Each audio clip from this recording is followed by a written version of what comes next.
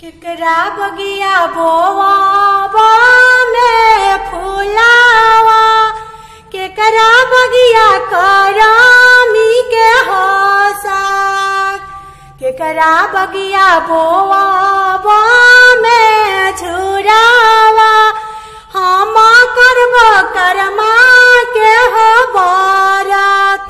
केकरा बगिया बोवा में झुरावा, हम करब झुरा के हो बारात।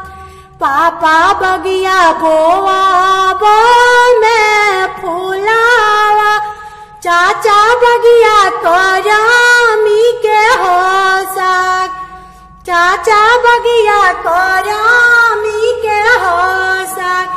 भैया बगिया बोवा में झुरावा, हम करब झुरा के हो बारत, हम करब झुरा के हो पार।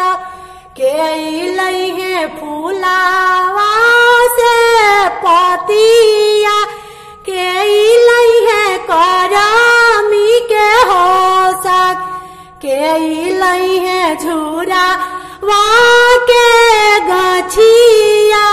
मोरे बहनी भूखल बाली हो यार, मोरे दीदी भूखल बाली हो यार।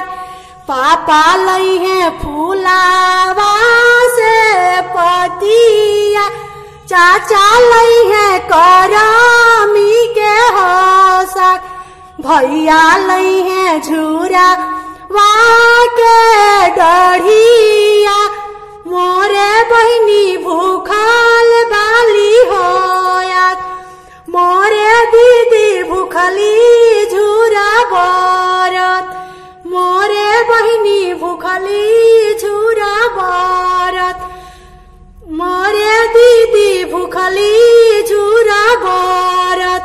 के ले दहिया से भातावा, के लेल करमिया के हो सक।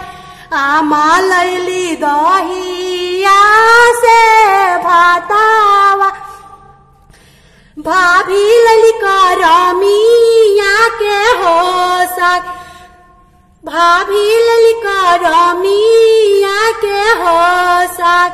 ले हुआ हो सुंदर बचिया, लाई दनी दहिया से हो भात, लाई दनी करमिया के हो सक। भूखल बालू करमा के पारबिया, भूखल बालू कारा महाभारतिया। पारन करिह दहिया से हो भात, पारन करिह करमिया के हो सक।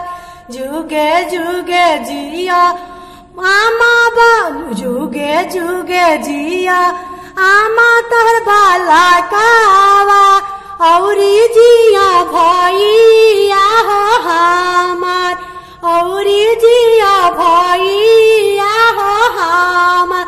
सिर में बाढ़ो भाभी तोहर से दूरा वा, भूखल बानी करमा के हो बारत, भूखल बानी झूरा के हो बारत, भूखल बानी झूरा के हो बारत, भूखल बानी करमा के हो बारत।